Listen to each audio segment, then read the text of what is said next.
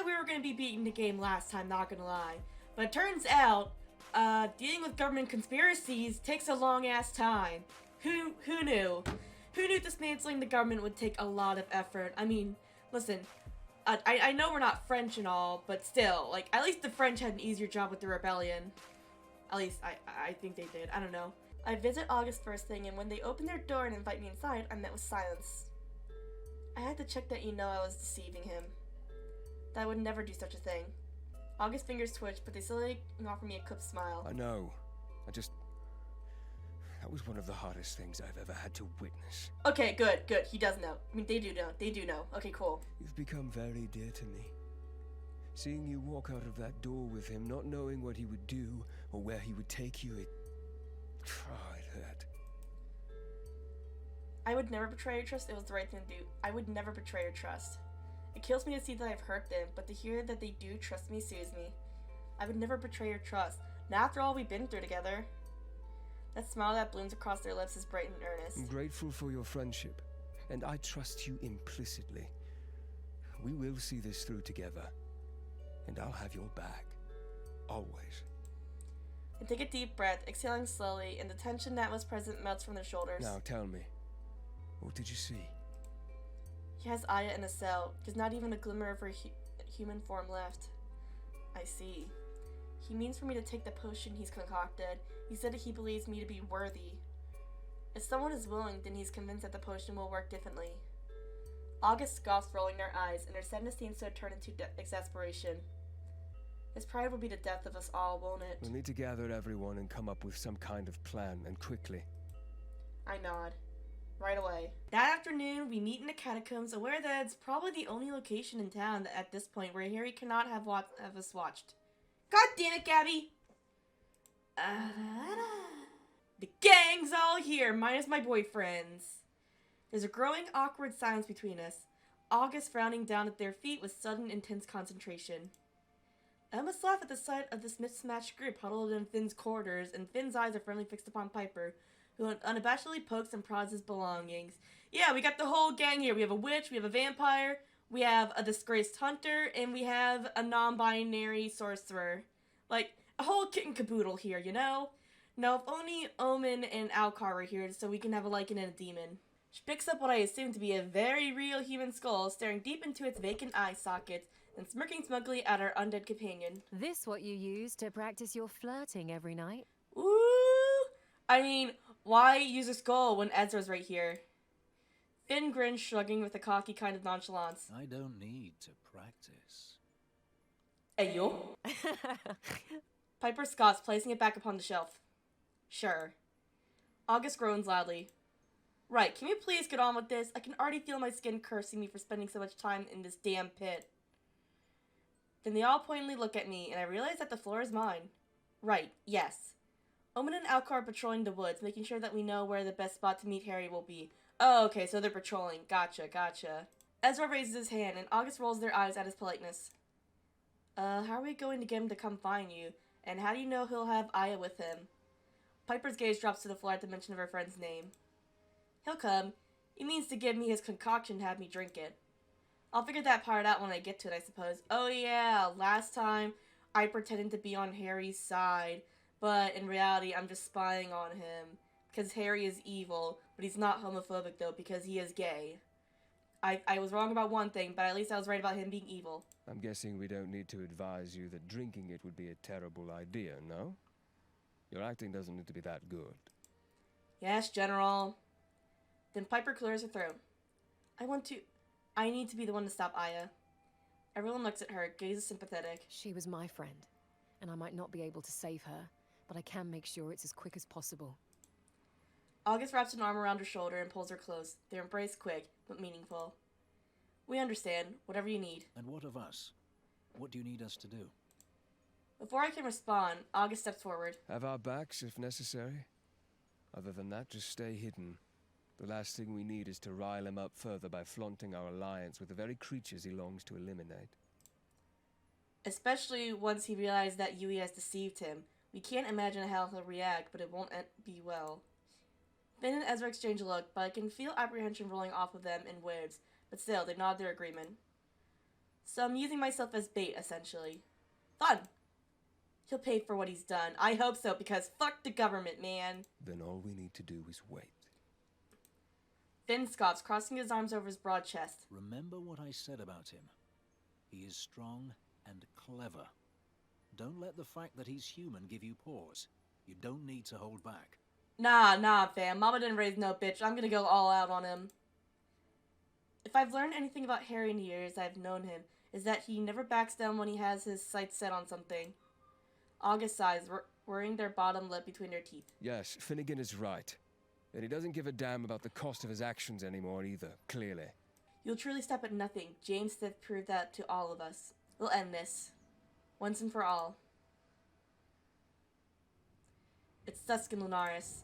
My feet are sore, my eyes tired, and all I can think about is how much I can't wait for all this to be over. In school, they train us to kill monsters, and the irony of my current predicament does not escape me. Despite countless hours of training and study, nothing could ever have prepared me to fight my greatest enemy yet, the Lieutenant General of Escria. Harry is the true culprit, and it's still hard to grasp that he's the one responsible for the gruesome murders that brought me here. As I sink further into the town, the feeling of dread has been a constant in the pit of my stomach since I arrived, strangely seems to dissipate. I wander with purpose through the narrow streets, hyper-focused on the task in hand. I'm ready to ensure that this place that I've come to call my home is once again safe, and in the hands of those that truly care for it. The only thing that distracts me from such thoughts is the way the sky begins to turn from purple to an inky, infinite black. I turn a corner and I'm met with the familiar sight of people moving to get inside as darkness overtakes the town. The sound of doors slamming and locking echoes off the crooked stonework. Curtains are drawn, windows close, and then... darkness. Although the stars are shining brightly at a glance and the crescent moon hangs low, neither offer much light. I think back to the first night I arrived and how much my life has changed since. Yeah, I got 2 boyfriends! A lump forms in my throat as I realize that I've been gifted what I haven't known since childhood. A home, a family to call my own, and 2 boyfriends! So many things have been taken from me, from all of us. I straighten my shoulders, taking a deep breath. No more. When I think of Omen and Alcard, the 2 men who, though seemingly mismatched, are somehow so perfectly in tune. They've each taught me so much about myself, about the way I viewed the world, and my love for them grows exponentially each day, with each thing that they reveal about themselves. Determination licks through my bones, and I pick up my pace, boots heavy and loud against the cobblestones. The instincts that have been ingrained in me since my initiation into the order kick in, and I know that I will win this fight. After all, I haven't lost one yet. I can feel eyes upon me, watching, waiting. Though they are kind eyes, the watchful gaze of my friends and allies tucked safely away in the thick forest. No matter how much I insisted I'd be fine alone, the stubborn bastards wouldn't take no for an answer. So, I stand and I wait. I think back to my brief time with James, and all I can hope is that I make him proud tonight. Then footsteps, a rhythmic crunch, crunch, crunch. There he stands, bathed in darkness, his sharp gauntlet resting proudly upon the pommel of his sword. The homophobic homosexual! He smiles. Are you ready? I step closer to him and I eye his jacket, knowing that the vial rests inside. I am. He makes a show of it, his smile smug, like a proud parent as he retrieves it. He holds it high, and my stomach churns again at the sight of it, knowing that this is the thing that murdered my colleagues. That, by proxy, murdered James. Harry sighs, gazing at me fondly as he takes my hand in his own, laying the delicate glass in my palm and closing my fingers around it. A toast, then, to new beginnings. He steps away, his hand once again coming to rest upon his sword, and he watches me carefully as I pry the cork free. And I pour the contents onto the ground. No. Hell yeah! Fuck you, government! We hate the government here! Screw you! I'm here to end this. Stay silent. I'm gonna save real quick just in case. I'm here to end this. God damn it! This moment was ruined because I right-clicked! Fuck! I stand firm when he strides forward, my fingers hovering over my own weapon. I'm here to end this. A manic laugh echoes around the clearing. And what? And my attempt to fix the imbalance in our world? To stop me saving humanity? I thought you better than that, Hunter Nyampasu. To waste such a precious opportunity. I'm disappointed. I clench my jaw, willing myself to remain calm. I still embody the righteousness of our order and the will that protects us all. You trained all those years just to defy the very one that guided you, shaped you. Then he stills, pressing his palm to his chest. I swear that no night will be traversed in fear, that morning will be a promise and not a hope. I swear I shall lay down my life in the cause of my duty to protect the vulnerable from the creatures of this realm and any beyond it. Until my final breath, I pledge myself to you, body, mind, and soul. Yeah, let's get to the part where we fight. The pledge, the oath that we take before consuming the poison they fed us. The words sound so empty to me now that I know what's becoming of this order. And yet you never took the oath, did you? You couldn't possibly fathom the weight of that those words carry. He drops his hand back to his weapon, and he laughs again. You're right. I am no hunter. I was never worthy, but I have loved a hunter, and I have seen the things they must endure. You're a coward! I almost want to scoff at him, to laugh in the face of his supposed understanding. He may have loved a hunter, but he killed him too. He surveys me for a second, eyes narrowed, and then he inclines his head. So what now? Do you intend to kill me? Killing me would be against your precious code, wouldn't it? Or are you going to get your wolf to do it for you? Or maybe your demon too? Hey! Don't bring my boyfriends into this! I freeze at the mention of Alcar and Omen, fingers tight around my weapon, my knuckles bleeding white. Harry notices, and he's pleased with himself. Might not be such a smart move. The wolf was so easily apprehended before, and there are so many ways to subdue a demon. He pouts at me, feigning innocence. When he sees a sour look, I can't help but offer him. We did just fine killing your monster. He clenches his jaw. I have things to do. Let's just get this over with, shall we? Final chance. You can still join me. There's more where that came from. I don't need to hesitate in my response. Never. Calmly he smiles, flexing his gauntlet. A wounded noise rings out around us. Something broken and terrible enough to make me want to cover my ears. Oh god, is it Aya? A shame. You would have been magnificent. The sound his sword makes as he draws it from his sheath is cutting, and the impressive weapon glows to life, emanating a bright golden light. Mentor reminded to ask August if they knew about that little surprise. He's fast, faster than I expected, and now I finally get to see the infamous prowess of Harold Addington III up close. I parry his heavy blows with relative ease, trying to anticipate every move things far more cunning than him might make. I wonder if he's underestimated me like all enforcers do to their hunters. Then out of the corner of my eyes, I see her. Aya. Branches twist and snap against the weight of her misshapen frame as she pushes through the bush, her maw wide and vicious, teeth snapping as she struggles forward. Harry could catch me off guard, could see my momentary distraction as the perfect opportunity to strike me down, but he stops, staring me down with wild eyes. Look what you could have. What we could have. I tried to remain uninfected, but confusion and anger twisted my gut. I am no monster. Yeah, I'm just a simple, average, degenerate cat girl. Harry narrows his eyes at me, fingers tight around the hilt of his sword. I beg to differ. With that, he lunges forward, and we began our dance once again. I'm fighting a man I do not want to kill no matter the crimes he's committed, for I am not the monster he wants me to be. I need to subdue him, and fast, because in my peripheral, I can see Aya lurking, and I know that Harry doesn't have any semblance of control over her. She could turn on either of us at any moment. Then, when Aya does set her crimson eyes upon Harry and me, I see daggers glint in the moonlight. Piper's daggers! She tears from the force with a battle cry, heading straight for the misshapen creature. She meets each of her lazy attacks with unbidden power, and I try not to let myself become distracted by them, knowing Piper can handle it. Aya isn't one of us, not anymore. The hunter and human within her long dead. All that remains is a husk, all thanks to the man who stands so boldly before me. So, you did bring your friends. I knew you wouldn't face me alone. Oh, really? I scoff, wiping sweat from my brow with the back of my hand. I see now that you long for us to fight alone because you want us to be disposable and forgettable.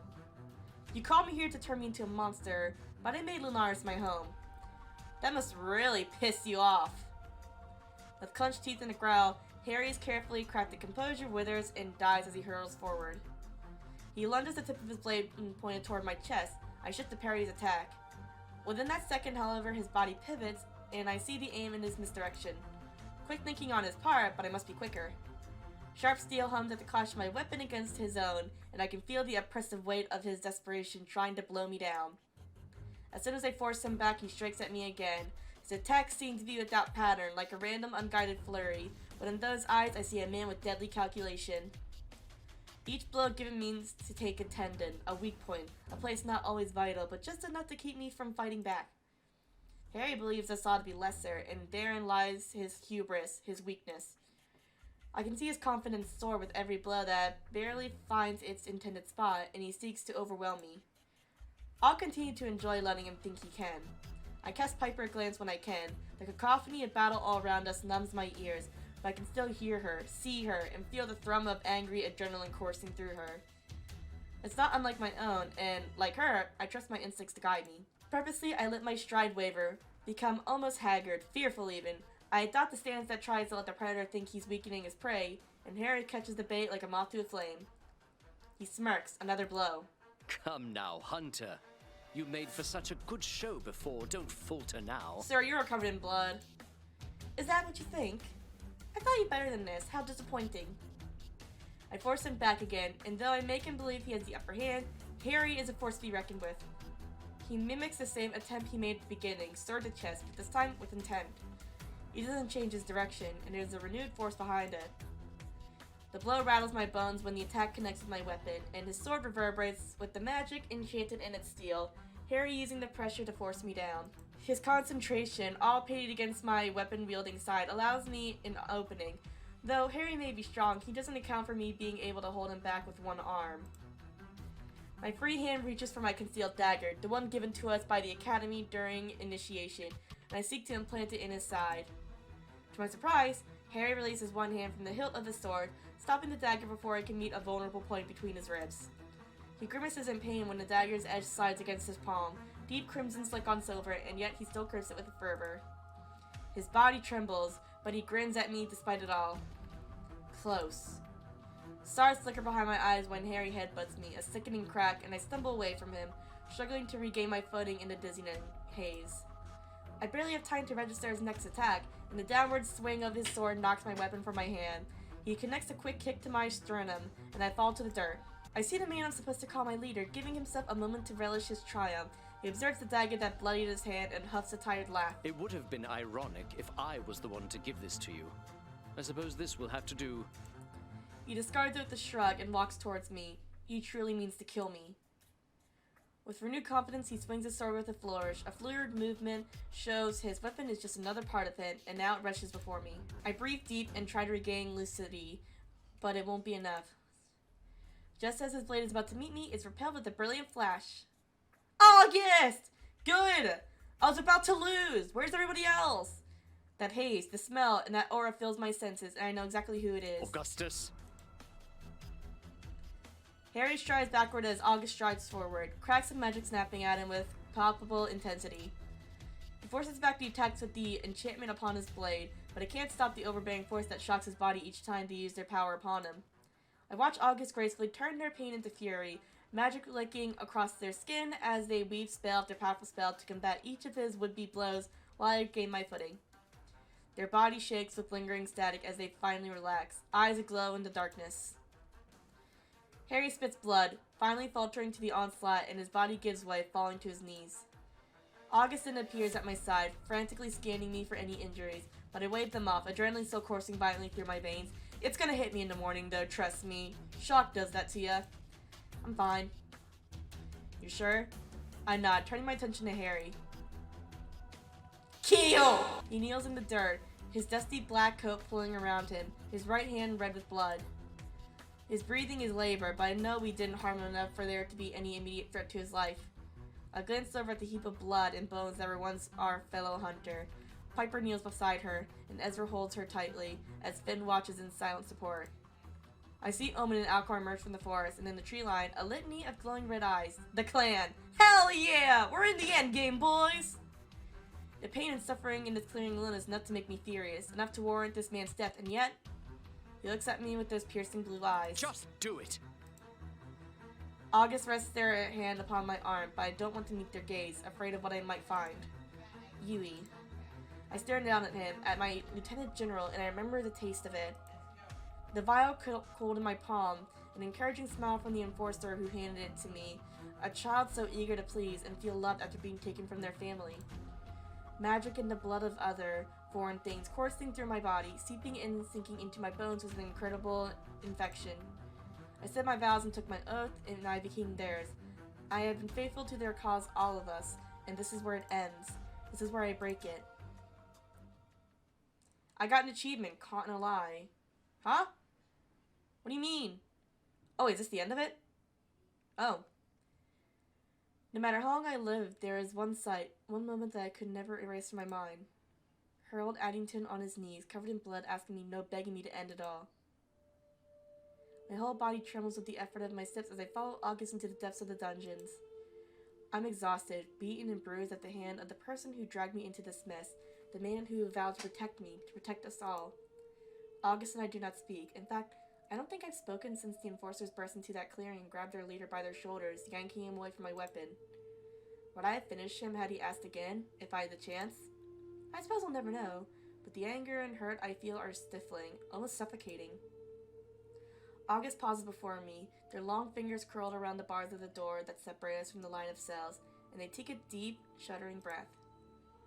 I'm almost scared to look at them because I've seen them cry enough for one lifetime. When they finally do speak, their voices quiet and strained. I cannot promise I'll be of much use. It's okay, August. They nod, drawing in a serrated breath and letting it out slowly. Then they push, iron scraping across the uneven stone as we enter. Every enforcer that lines the seemingly never-ending corridor stands to attention. When they see August, it's now that I realize that with Harry chained in a cell, that they are the most senior officer in Lunars. Oh! Well, that works out well. That thought calms me somewhat, to know that amongst all this chaos, we are all in the hands of one of the people I trust the most. Capable hands. Yeah! Someone who fought the government! What's more capable than that? Even if it is temporary. The loud click of their shoes resume as they stride past the dungeon guards with purpose, but their eyes are still down, not a trace of the usual authoritative way that they hold themselves. I follow dutifully, a slight limp in my step, every muscle and bone in my body protesting as I move. I can feel the pull of dried blood upon my skin, not entirely sure if it's his or mine, but I know that he got more than a few hits in on me. I should probably see Ezra soon. That'd be wise!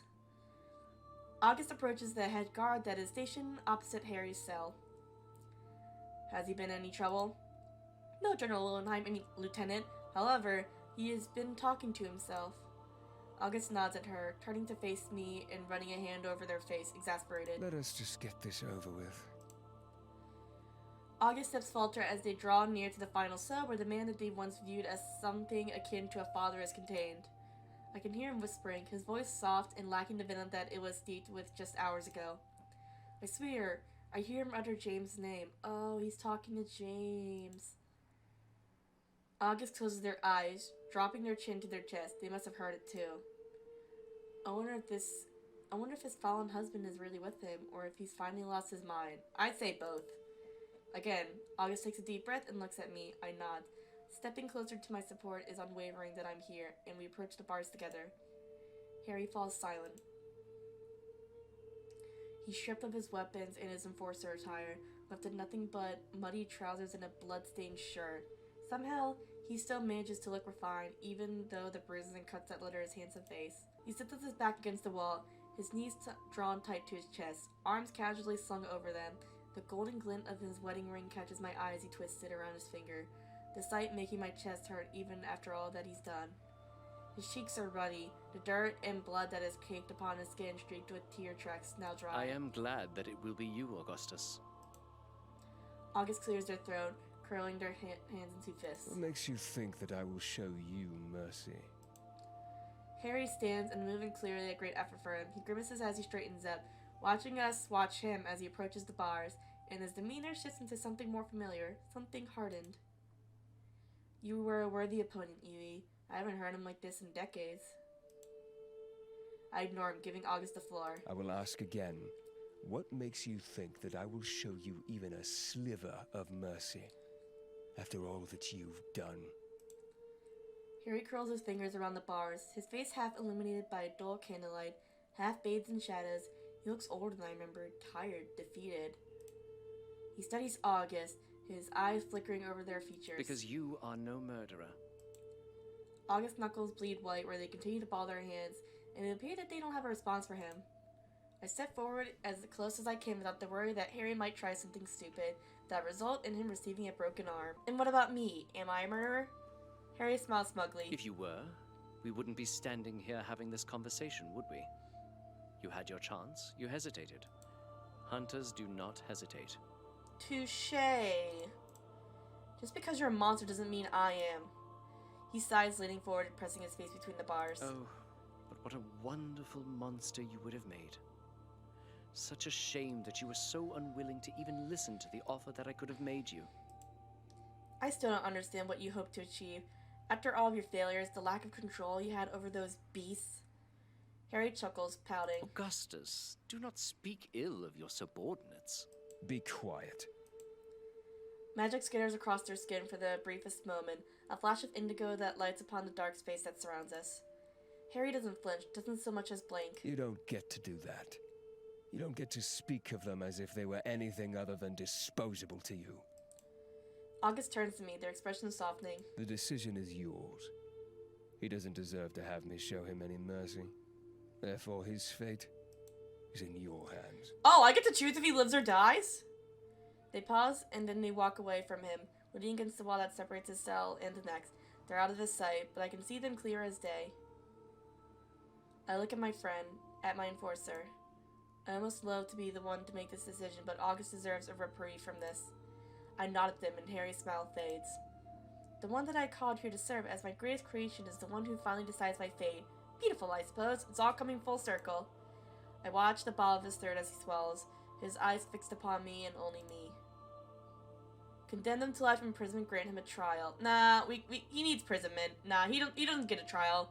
Nah, fuck that. I can truly see no other option where everyone wins.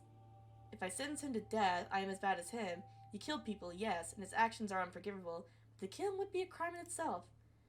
It is not only something that my name would forever be associated with, but something that would hurt August.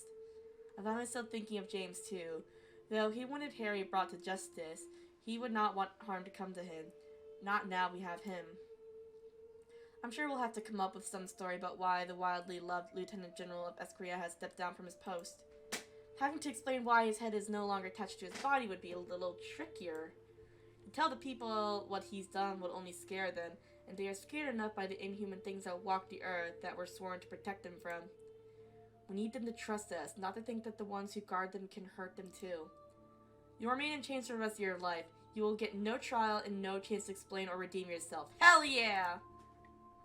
Out of the corner of my eye, I see August turning and walking away. I listen to the echo of their steps getting quieter as they disappear before I look at Harry again. Harry looks at me as though he's almost disappointed. Is that it? I gather that you wanted me to kill you if what you said back in the clearing is anything to go by. I will not give you what you wish for. Instead, you will live a miserable life of solitude. Maybe it'll give you a chance to think about all the things that you've done. I turn away from him, readying myself to walk out of these dungeons and never see his face again. We all have to live with the consequences of your actions, so shall you. As I begin to move away, I hear a loud bang, this hitting metal, then maniacal laughter. A sound that follows me long after I push open the exit door and feel cold air upon my face. Bye, bitch. I find August in their office standing before the window that overlooks Lunaris. The town is peaceful at this hour, the townsfolk tucked safely in their beds. I quietly approach, almost not wanting to disturb them. You did so well, Yui. I am infinitely proud of you and happy to call you my subordinate, though I'm sure I've valued your guidance far more than you valued mine in your time here. Oh, thank you, August. Impossible, Lieutenant. August grimaces, but I see a smile curling at the corner of their lips. Temporary, Lieutenant. Don't get too excited. When the other higher-ups arrive to assess the situation, I may very well be out of a job entirely. That would be a crime in itself. You've done more for Lunaris than Harry ever did. You will do more. Her smile was genuine, but you look as exhausted as I feel. You're kind, but I know these people. Besides, I cannot bring myself to think of anything other than passing out in my bed right now, as should you. You go to bed, August. You definitely deserve it. You need some sleep, my dude. Go get Ezra to check you over. You look downright pasty. Yes, you're right. Did you just call me white? They just called me white. I mean, listen, I know I'm basically kissed by the moon instead of kissed by the sun, but still, that doesn't mean you get to call me white. I reach for the handle of the door, pausing before I step outside. Good night, August, and thank you for everything. They smile again, turning back to look over their town. All I can think about as I step outside is that there's still so much to be done. Though with the adrenaline leaving me, I'm beginning to feel lightheaded and laden from the exertion. Oddly, madly, that strikes me as funny somehow. After all that, after the fear and the pain from being fed that concoction and turned into something halfway towards the abomination that had become of Harry's victims, I'm still so frail, aren't I? I stumble that in itself is nothing unusual, but the heart surface I vaguely know to be there and reach out to lean up against it. I miss, and I feel my guts clench as the ground rushes to meet me. Strong arms wind around me, under my arms, pulling me up and keeping me there effortlessly. Omen's presence fills my sense as often as it does. A swirling press of demonic aura, and his fear is concern so fierce just for me. Omen! Another's concern also hovers near. This one is messier and jagged at the edges. A large callous hand presses against my cheek as I lean into it, relieved. And Alcar! Good to see you two again. Hey yourself. Alcar's voice is uncharacteristically soft. It's nice. I smell blood. Are you okay? I mean, I just almost killed my boss, but other than that, I'm good. Blood? Oh yes, I suppose I did bleed somewhere. Everywhere? It's hard to pinpoint to where my body aches like this, but I mutter something to the effect of, I will live, and gesture for Omen to put me down. He does, and when I look up, blinking owlishly, both of the troublemakers' beloved faces absolutely dominate my vision, just as I'd hoped they would. I reach for Omen first, his lips drawn so tight with concern, and then for Alcar, who huffs, but then his hand on the back of my neck. I can't talk. Ugh! I reach for Omen first, his lips drawn so tight with concern, and then for Alcar, who huffs, then rests his hand on the back of my neck and touches our foreheads together. Glad to see you're alive and kicking. Not that I was worried. You were a little very worried. Yeah, you guys were worried. Omen, come on! I chuckle and then immediately wince in regret when that sends a dull wave of pain through my body, and I clasp at Alcar's shoulder. He grabs my hand and goes his lips over my knuckles instead, while Omen pecks my cheek, a little clumsily but sweetly. My chest aches, a feeling that has nothing to do with the pain and nowhere near as unpleasant. I've got to admit, and that doesn't sound so terrible right about now, maybe some bandages at the side of pampering? Humble request for a hero. I'm sure Ezra will have everything ready. He was very worried when we last saw him. I grimace. Part of me feels bad that the last few times I dealt with the generous witch, it always seems to be some manner of injury or another, but this, I tell myself, will be the last time. It's done. It's over. The hard part, at least. The one where the bleeding is external. From here on out is a different story. My mind churns with what must be done now, the things we have to hide and the things we have to live with. Though before my mind can truly begin to run circles around itself, strong arms tuck themselves under me. I yelp as I'm lifted effortlessly into the air with only a smallest grunt from Alcar. Omen gets to his feet beside us, chuckling. His eyes crinkle as he grins wide. That works. I'll charge you for this, so you know. I'll give you all the kisses if that helps. I'll pay you with a kiss or 10. Yeah, exactly. See? Yeah, that's my payment. Kisses. Deal. 3 months later. Ooh, time skip. I can smell coffee, smoke, fresh air. It's nice, and it's how I get to wake up every morning. Apparently I live in a cave now. With my boyfriends! I don't remember the last time I slept in my room at the Wolf, or even if it still is my room anymore. My stuff isn't there anyway. That's here. Omen sits beside me, the silk of his shirt and his warm skin luring me from a blissful slumber. Then I hear a crash followed by a loud grumble, and I wonder if another goat fell through the hatch. Fucking shoes. I sit up ramrod straight, the pile of blankets that were lovingly draped over me falling onto the bed. Omen and I share a look, but the demon is simply smiling and shaking his head. Alcar? He pokes his head around the corner, his wolf ears swiveling wildly, his cheeks bright red. Oh, look at him! He looks so fancy! My boy! Oh. Yes? He's seething. Is everything okay? He plasters a very fake and possibly antagonistic grin on his handsome face. You left your boots at the bottom of the stairs. I stared him blankly because before I tucked my things down here a few weeks, once, I can't remember ago, Alcar was quite happy to leave his clothes, pants, and all just scattered haphazardly around the cave. So I'm following his example. Very sorry, won't happen again. He narrows his red eyes at us, blinking them between Omen and me, and then he disappears around the corner. Did I just get told up by Alcar for being messy? Omen shrugs, nuzzling closer. He's grumpy in the mornings. You don't have to tell me that. Just a moment or two later, he appears clutching 2 steaming mugs and sets them upon the floor beside the bed. He nudges us aside, climbing between the sheets and sliding between us. I smile as Omen's tail quickly spirals itself around Alcar's, a blush spreading on both of their cheeks. You'd think that this was all new to look at them. Alcar clears his throat and sets his scarlet gaze upon me. So today's the day you finally get really important. I take a deep breath and look at him. Really look at him. Alcar has changed so much over the last few months. It makes my heart clench every time I look at his face, at the way his skin seems to glow, his eyes bright and his tail bushier. Gone are the messy bandages that used to cover his scarred hands, one of my very favorite parts of him. Actually, he has rough hands, hands of someone who had to fight to get where he is to survive.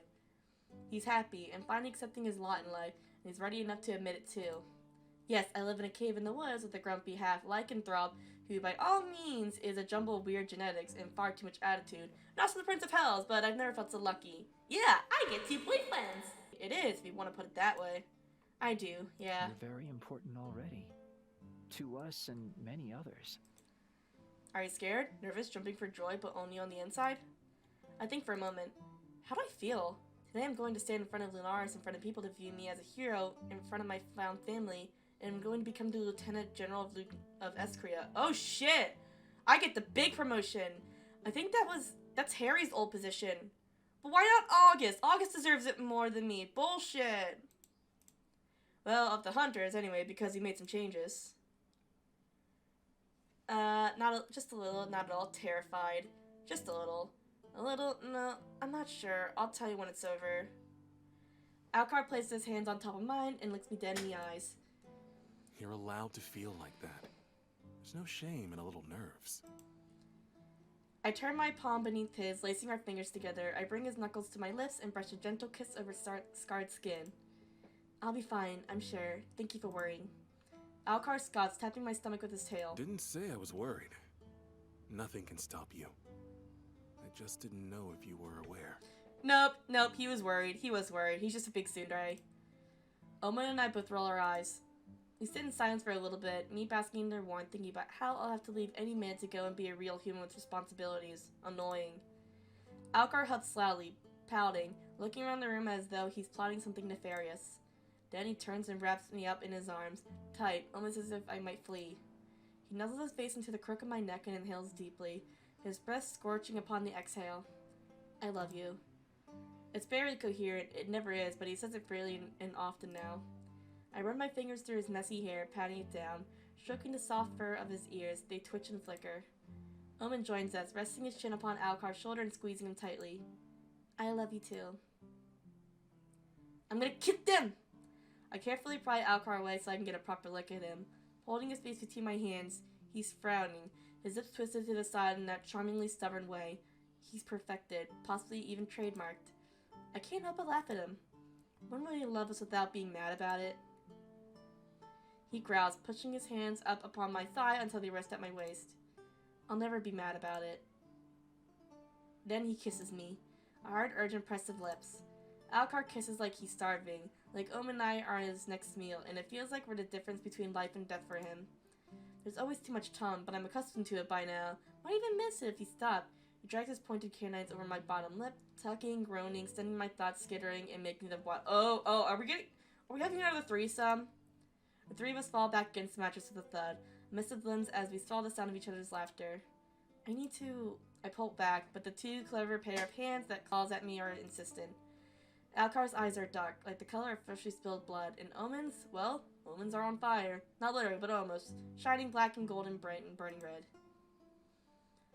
Endoa Zesela. Alcar nods, tipping his head towards Omen. What he said. Fuck. I lean in and kiss them both one more time, even if it'll kill me, and I tear myself from the comfort of their arms and out our bed. We'll have time tonight, just the three of us. We can do whatever we want. I hear something akin to a purr rumbling in Alcar's chest.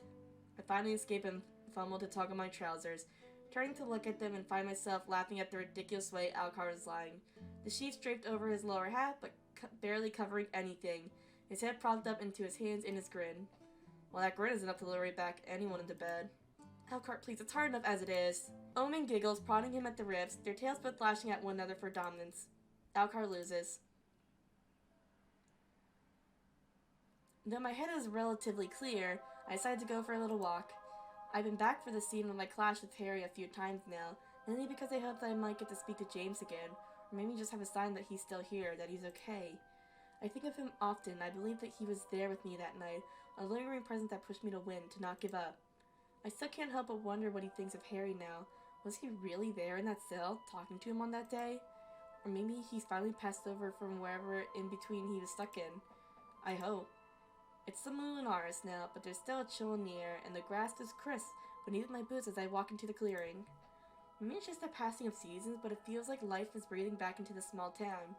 Everything feels easier. Harry still resides in the dungeons beneath Lunaris, serving out his sentence in the place he tried to destroy amongst people he tried to ruin. Long gone are the enforcers who assisted him, regardless of if they claimed to have been coaxed or threatened into helping. There are no excuses for what they did. I'm yet to visit him again. Maybe I never will. I know August has a few times. They pity him, I think. Even after everything, I don't question him on it. I take a deep breath, crouching down to press my fingers on the still scorched earth. Apparently things don't grow back if they've been touched by August's magic. I decide that this is the last time I'll come here. It feels freeing.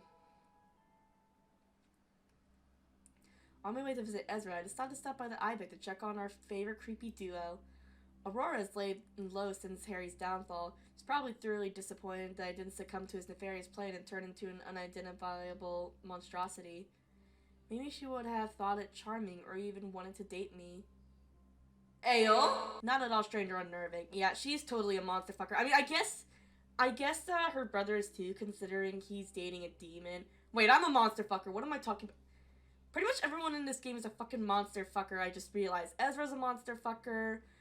Aurora's a monster fucker. Aurora's is a monster fucker. I'm a monster fucker. My boyfriends are monster fuckers, even though that they're monsters themselves. You chat, everybody in chat here, you're monster fuckers, don't try and deny it. If you like cat girls, you're a monster fucker. I walk towards the dais. The air a little warmer in here than I remembered. The sun is shining through the cracked windows and illuminating the lectern. There stands Armaros, as coy as ever, and quite obviously making a point to avoid my eye contact and hope that I'll not notice him, I assume. Hunter Nyampasu? Hello, Armaros. He takes a deep breath and steps into the aisle. His hands clasped politely in front of him. Can I help you with anything? I shrugged, not really knowing why I'm here. I was just passing by. Is Aurora about? His mouth twists, his pale blue eyes darting to the side. Considering his sister is so very good at not giving anything away, Armoris has absolutely no subtlety about him. She left. Left? Left where? He tilts his head, making eye contact. Left Lunaris. I see. Any particular reason? He sighs and gestures for me to follow him. We sit in the pews in the first row, and Armaris leans back, tipping his head and gazing up at the domed ceiling. I imagine it was so beautiful here once. Then he sits up, fixing his jacket and frowning, twisting slightly to face me. I've dutifully followed my sister my whole life, you know. We lost our parents to vampires at 14, but even before then, Aurora was fascinated by creatures. She would sneak out late at night and seek them out into the graveyard behind our estate. I began to lose count of how many times I saved her, always dragging her out of the ways of claws or teeth. They didn't try to kill you? Your parents? He shakes his head, looking down at his hands where they rest in his lap. They didn't get the chance. Hunters came not too long after as they rose from their graves. Aurora was there. She saw everything. She truly believed that they wouldn't have harmed her. So that's where Aurora's resentment from us came from. I almost pity her. Oh, that explains it. Because witnessing like her parents raised from the grave and then the hunters killing them. Yeah, that'll probably do it. Almost. He never seemed to be on board with her beliefs. Why continue to follow her? Armoro slaps. It's a pleasant sound, and he looks like a different man, lighter somehow. I never had anyone else. I love my sister Yui, despite her eccentricities. I never wanted any harm to come to her. I'm a patient man, and I would follow her to hell and back if required. But... He laughs again. Ah yes, but I've always wanted my own life. I had that now with Elaine. His pale cheeks turn bright pink the second her name leaves his lips. It's adorable. Aww. You're in love with her. He nods, his mouth curling to a soft smile. I'm going to ask her to marry me. Oh, that's so cute! Wait, can demons even get married? Because I know it's a holy thing and, you know, demons and holy shit.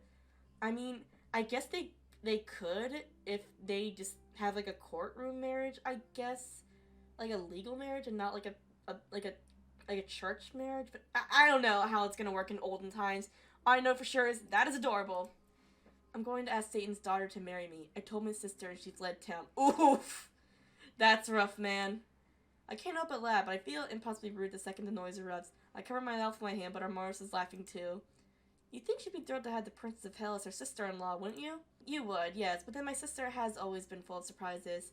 She'll be back, though we've never been apart for more than a day or two at most. I think she's just reassessing her life and her choices. Hopefully. Well, I'm happy for you, Armaris. Just please don't start trying to terrorize our nice, newly peaceful town, okay? He blushes again, nodding as if I wasn't joking. Well, I kind of wasn't, I guess. I swear it.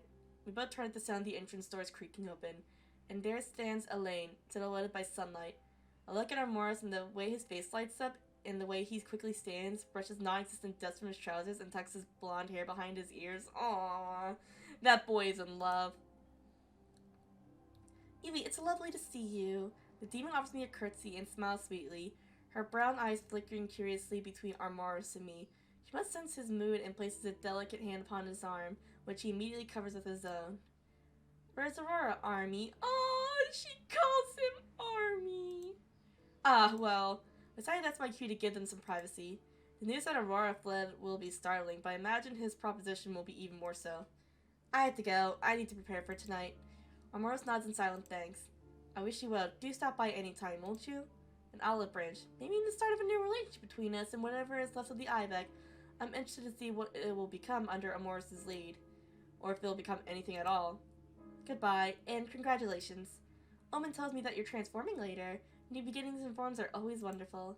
I stifle a smile, assuming that both she and Omen still have the wrong idea about what the ceremony entails. I do hope he isn't disappointed when I don't sprout wings. Thank you, Elaine. Armaris? That was pleasant. That was pleasant. I feel their eyes upon me as I leave, though for the very first time I feel it isn't out of scrutiny, but lucky for the polite peace they need between excited anxiety blooms between two lovers. When I step into the street, Omen immediately appears, whipping around to face me, his movements so sharp I have to step back and raise my hands warily. I have no doubt that he would never hurt me, but still. Not that it would take words or even my senses to see the demon prince is well rattled. There's a sharp pinch to Omen's brow and flame wisps trail at his hair.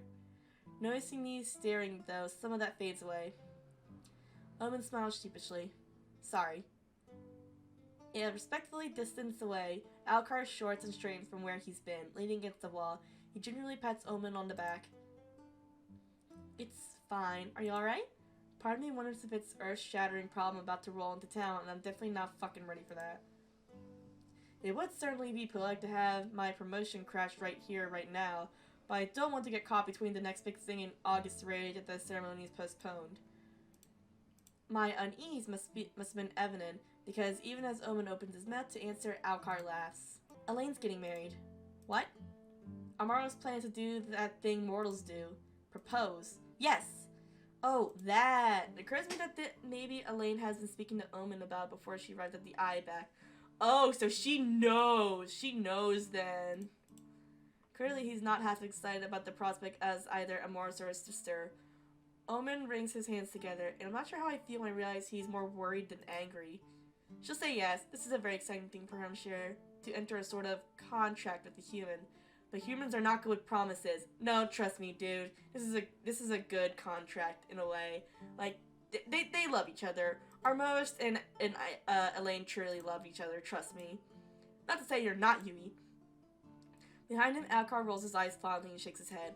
He places a hand on Omen's shoulder reassuringly, and I do the same on the other shoulder. Elaine is in good hands, Omen. Good, careful hands and heart. I haven't forgotten the silver of her true power she permitted me to glimpse into the Ibeck that day, but I have a feeling Armoris knows exactly what he's dealing with.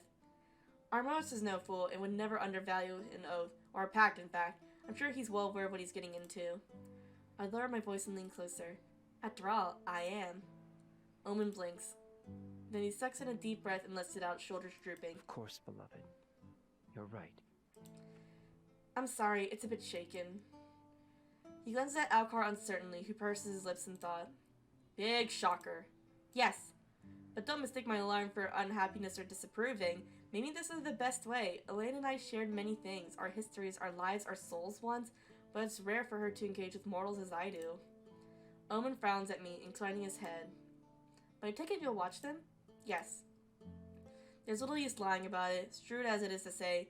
I'm glad the Prince of Hells decided to pick a man right under our eyes to involve herself with. And not just in our own defense. We live by our blades, but living is so much more than killing and dying. The peace we forged together, I want to preserve it. Yui will be watching all of us, and honestly, I think you've got your work cut out for you, Lieutenant General. I'm not Lieutenant General yet. In a few hours you will be. And I'm glad it's you. After all, imagine what it would have been like if Piper got it instead. Ugh. I hope Piper's General again. Now that's a thought, but I'm sure you're glad that isn't the case. She'd have it done fine. She cares about this town and its stupid problems more than she makes it sound like, and we'd all have been here anyway, Alcar nudges Omen, and the demon blinks, and it shudders as though waking in from a dream. There's a shift in the air around him, and I notice the sense of the movement like when somebody snatches back their hand. You're talking with Elaine? Yes. He sighs and wrings his hands together again. She wants my thoughts on things. I need to talk to her as soon as possible, immediately. He stares into the distance and claps his hand over Alcar's, still resting it on his shoulder after all this time, and slips away. I'll see you later, okay? He sketches a short but graceful bow, then walks briskly into the nearest alleyway. I shake my head at his presence, retreats with supernatural speed. As soon as he's gone, Alcar chuckles. Betcha anything Elaine's going to rope him into helping her pick color themes for the wedding? Good, gives him practice for ours. Alcar stops and scoffs at me. I wink back, and it fills me with an immense, albeit somewhat childish sort of satisfaction to see colors rise on his cheeks. He clears his throat poignantly, then nudges me with an elbow. Is that all the affection I'll get? A snort, then Alcar twirls his tail around my leg and pulls me to him and kisses me hotly. It's only so quick, though, before he lets go of me. His wolf ears twitch, and his grin is so huge his eyes near squeeze shut. I can sense the joy, the pride radiating from him. Alcar twines his fingers with mine and presses our foreheads together. Like I said, I'm glad it's you. And I'm glad you're here with me. Ah, hells, don't make me blush. Get going, will ya, before Willenheim tears down half the town looking for you for being 10 minutes late. 10 minutes is fine, I'm sure. Alcar smirks, pats my cheek, and walks backward until he's out of sight, with another one of those endearing half-arsed waves. It doesn't fill me with so much trepidation now to see him go. I know I'll see him again. Ezra's shop is busy, a line of townsfolk impatiently waiting outside. I decide to sneak into the back door to avoid unavoidable conversations. In the kitchen, I find Finn and Alcar arm wrestling? I literally just saw you. Alcar quickly turns his head and frowns at me. And what about it? How did you get here so fast? He ignores me, concentrating too hard on making sure Finn doesn't snap his arm off, I assume. I roll my eyes and pull up a chair, smirking as I watch Alcar's arm shake. Finn quirks one of his dark brows at me and winks. He always insists I use my prosthetic. Silly of him, don't you think? That was hot. Alcar growls, his face turning bright red with effort. Shut up, Mosquito Man. I'd win in a second if you'd used your normal one. Finn and I share a knowing look seconds before he slams Alcar's fist into the table, to find china upon it clinking loudly with the force. There might even be a dent in the wood from the impact. 4-0. Wanna go again? He wiggles his iron fingers, the magic in them flickering intensely. Then Ezra appears, his arms folded across his chest, and I don't think I've ever seen Finn move so fast. Hey, what if I told you two about doing that in here? Go ruin the furniture in the tavern. They won't let us. Oh really? I do wonder why. He pointedly looks at the ridge and his lovely little table, then back between the wolf and the vampire. No more. Don't you have some important vampire business to attend to? And Alcar, well, I don't know what you could possibly have to do, actually. Oh, me! Am I right? Alcar huffs and puffs, sliding down into the chair, crossing his arms. Finn sidles up to Ezra, grinning as he reaches for his face. Angel, I was just keeping him out of trouble. Angel, ooh. Ezra narrows his eyes at him, but his body language betrays him as he greedily leans into the vampire's touch. You're both as bad as each other. Finn presses a kiss to his cheek, and Ezra could no longer stifle a smile. He turns his face and lets Finn capture his lips in a quick kiss. Alcar groans, making loud retching noise as he stands, his chair scraping across the tiled floor. I ignore him even though he's winding his arms around my waist, resting his chin upon my shoulder. It seems busy, Ezra. Do you need any help? Ezra quickly shakes his head. No, you have enough going on today. Go. I'll be fine. He gives Alcar one final courtesy glance before he parts the lavender curtain and disappears.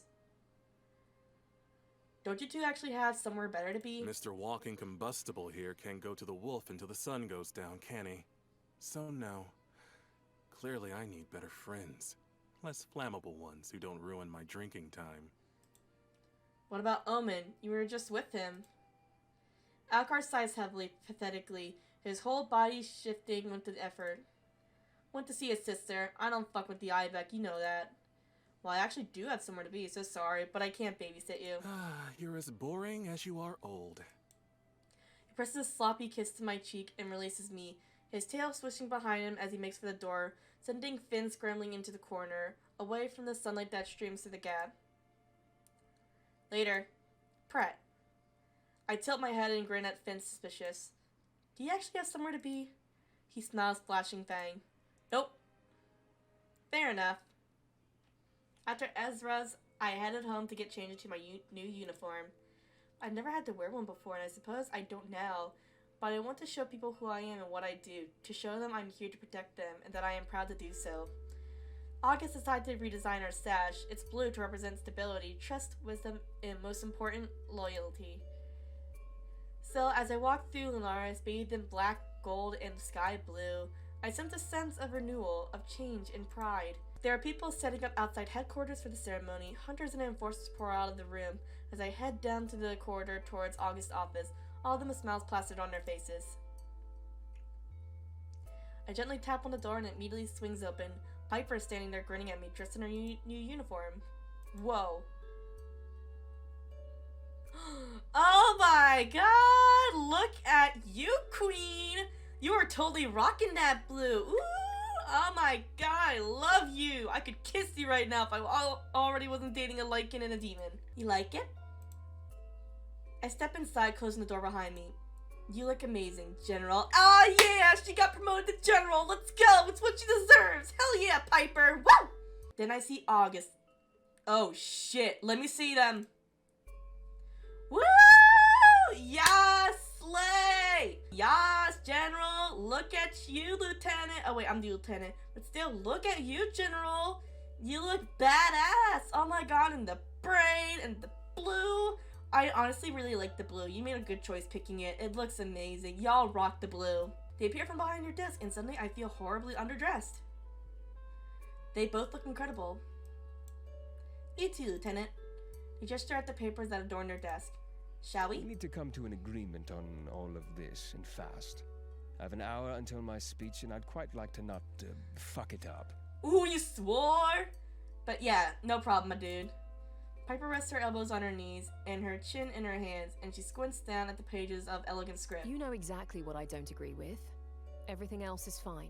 August and I share luck. They seem upset over knowing that what thing Piper disagrees with, and they know I don't exactly feel much excitement over it either. I speak before they get the chance. The initiation is essential. The initiation is barbaric. The initiation is essential. The initiation cannot be scrapped. Without it, we're too vulnerable. We'd be left defenseless. Piper glares at me, but I continue. We just need to make changes. Be transparent. Oh, wait. Oh, wait. This is about the one thing, isn't it? Oh, shit. This is about the one thing. Right? There we go. This is about the vial. I didn't realize it was about that. I didn't know what they were talking about because I've been, like, so tired. But yeah, this thing is barbaric. We cannot continue to be innocent. We need to find a new way to defend Escria. August glares at me, but I continue. I would have known what they were doing to me. I would have refused. August, I appreciate that you think it's necessary. And I know that doesn't come from a bad place, but... I don't have the right. I could never understand how it feels. Witches are born with their magic. It is not inflicted upon them. They sit at their chair and run their hand over their face, tapping their fingers against their lips. If Harry could find a way to manipulate it, then we can find a way to as well. We both look at her like she's lost the plot. She huffs. Oh, hush. You know what I mean. I'm not talking about making monsters. I'm talking about finding a way to make us strong without making us monsters. How? Wouldn't they have already done that? Piper bursts out laughing. August finally stops tapping their lip raises their brow at her. You really think they'd do some actual work and research when they have what they need already? No way. They get free blood from the monsters they kill. And they get their little army of mini-monsters too. She's right, there must be another way. Piper, clearly ready to violently refute whatever they say, sits slack-jawed. You agree with me? August shrugs. I don't exactly thrill at the idea of all the extra work it would bring us. Me, specifically. But it would be worth it. Worth making sure that what we do is fair and ethical. Or at least as much as it can be under such extreme circumstances. I agree. We are fighting a war and must do everything we can to ensure our survival, but that doesn't mean we should sacrifice our humanity to do so. With that, August sits back down and pulls a clean piece of parchment from their drawer. They pick up their quill and begin to write. When they're finished, the three of us sign it, and a new rule is born. We will do whatever we can to leave behind the barbaric ways of our predecessors. Piper rubs her hands together almost greedily, and I'm beginning to think she's lying about not liking this diplomatic bullshit. She's good at it too. Now our second As task. the creatures, our relationship with them right now is perilous at best. Even the ones that bring no harm don't really like us that much. And they're more than essential to our survival as an agency that actually succeeds. Can't really blame them, really. Harry was out there kidnapping and killing even the good ones. Yui, what do you think? We need a stronger alliance. We must distance ourselves. We need a stronger alliance. I mean, I'm dating two, creatures. There's no question about it when it comes to our relationship with the creatures. We have to do everything we can to fix the fractures Harry caused. As he said, they're essential. Then I pause, carefully considering my next words. Have you ever thought about having creatures working within the agency? They both stare at me like I've lost my fucking mind, just as I expected them to. You're saying we should shove some lichens and some demons in our uniform and off they pop? You're mental. Yes, it's perfect. It'll be genius. It'll work, trust me. August says nothing and just keeps staring at me. I know it sounds ridiculous, but there are creatures out there who want peace just as much as we do. Creatures who have enough power to actually convince others of their kind to either join us or leave us alone. A representative, maybe, not a branch, just creature relations, someone to be our liaison.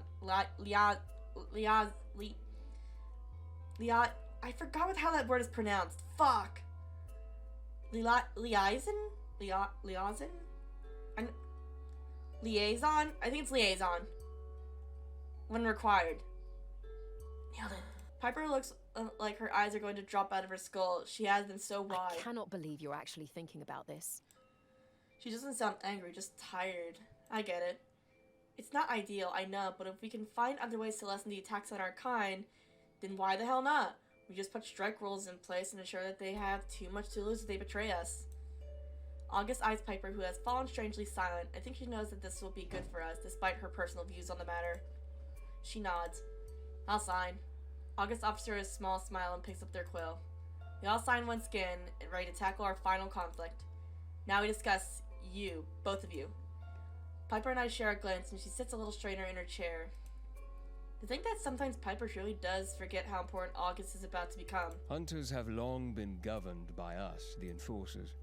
I personally feel like that is unfair, because what the hell do we know about putting our lives on the line, right? You know. They look at her, tilting her head in question. You know, August, you've gotten your hands dirty more times than any of those other pencil pushers. I'll never have a better partner. August's expression softens. They almost look like they might cry, or at least think about crying. I had no idea you felt that way. Piper scuffs her boots on the floor, looking anywhere but at August. Yeah, well, after everything that happened, I blocked it out. I'm sorry, Piper, about all of it. I promise to do better by you, which is why I'm proposing that we create a new hierarchy, or rearrange our current one at least. Many enforcers aren't fit to dictate what higher-ranking hunters do. They're more concerned with politics than they are with the safety of our people. Uwu? Sorry, Yasuko redeemed the uwu. Take those decisions out of the hands of those who value bureaucracy above all else, and into the hands of those who are literally created to know how to save lives? Within reason, yes, I need to consider this a little more carefully. It's complicated, and I'll value both of your inputs. Piper grins at me. Can't believe it's taken the agency this long to realize it. Yes, well, a fresh start. Now we should go. They'll be waiting for us. August stands and fixes their uniform, fiddling with the end of their braid. They're nervous. August, you have nothing to worry about. I just don't want to let anyone down. His shadow lings over me. No, it doesn't. None of them know what he did, and they won't either. As far as they're concerned, this is his natural progression, and it is. Despite all that Harry did, it would still be you standing up there if he stood down gracefully. Piper creeps closer and rests her hand upon August's shoulders. Yui is right. You deserve this, and I can't imagine it being anyone else. August inhales, then exhales sharply. Let's go. It passes in a blur. I watch Piper get her title back, the high-ranking Hunter Lunaris after me. She smiles the whole time, staring out into the crowd as they cheer for her. She's given extra honors for her involvement in the Harry investigation. Yippee! None of these people who clap and grin for us know what really happened, but they don't care. All they care about is that they're safe.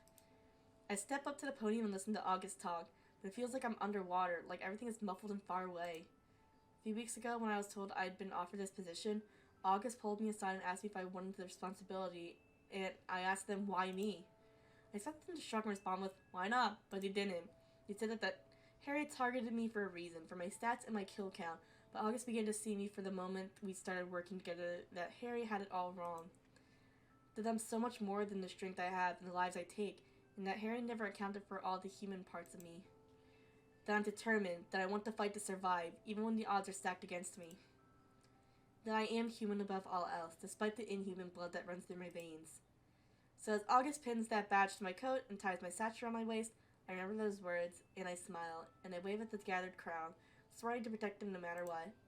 I see familiar faces out there. Finn, Ezra, Alcar, Raven, and Lux. Even Edna left the wolf to grimace at me from afar. I made Lunaris my home, somehow, after never really having one before. I find my dear troublemakers where they promised I would find them, in the wolf. Though they're distinctly sober for the time of the night. Alcar and Omen have been waiting for me, judging from the 3 steaming mugs of something sitting on the table in front of them. The little cake and the pouty face I saw the millisecond before Alcar sees me and perks up. Only for Omen to lean right in front of him, eyes and grin wide in a way that I think is very purposeful. Yui, hello! There's the hero of the hour. Thought they assassinated you on the way out or something. I chuckle and push past the rest of the tavern to come sit with them, nodding my acknowledgement at the few occupants who raise their mugs at me. Alcar gestures for the seat right next to him with a wide grin and I slide right in. Omen's tail immediately curls around my waist, and the other patrons are doing their damnedest to look like they're not staring, but I know that they are paying attention. I pat his hand and open my mouth to say something friendly, only for Alcar to sling his heavy arm around my shoulders, pull me close, and kiss me on the corner of my mouth. Somebody clears their throat. Alcar smacks their lips in satisfaction as he pulls away. Brushing my glare off with a wave of his hand, he winks. Just confirming the rumors, He was planning about that all night. I had to resist the urge to roll my eyes. I wouldn't doubt that. Thank you, Alcar. I love you too. Of course you do. Everything went well at the ceremony? Omen's warm fingers wrap around mine under the table, and his smile is one of genuine curiosity, even if that seems a little strange.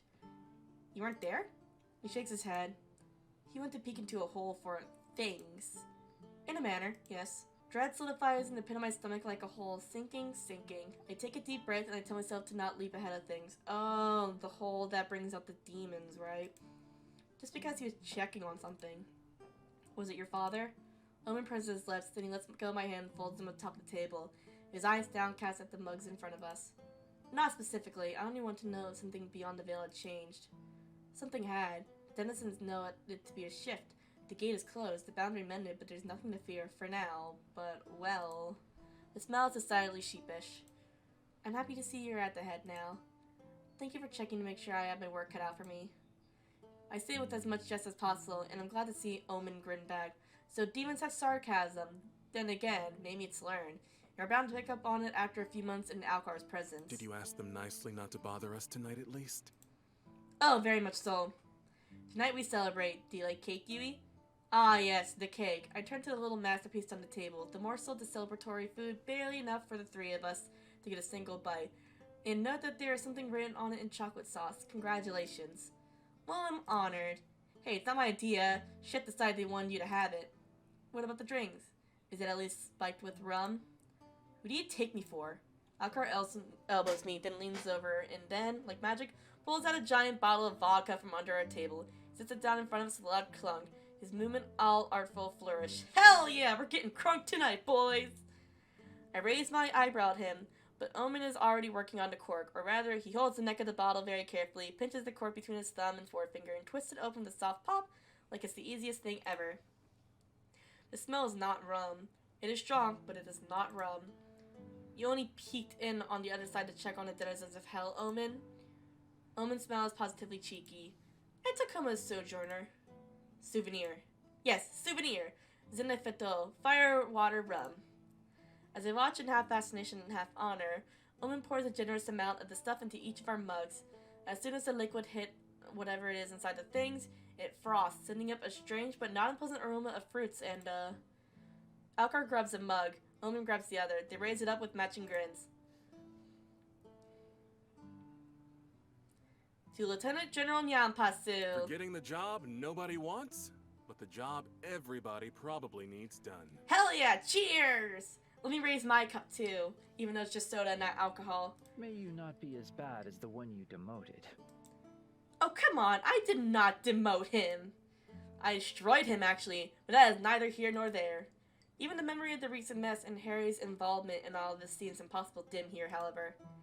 Here in this tavern where the end begins, with this tiny cake in front of me and two souls I love so dearly sitting right across, there are mugs lifted to cheer my name. There's no room for the gloom to fit itself in.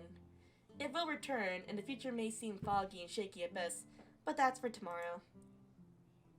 Tonight I pick up the remaining mug and lift it as well. To the future we fought for. Alcar laughed, his shoulders shaking and his grin so wide his eyes are pressed shut, and takes my hand. Omen's smile was more sedate, but the love in his eyes I won't forget. I don't even remember if we drank it after all.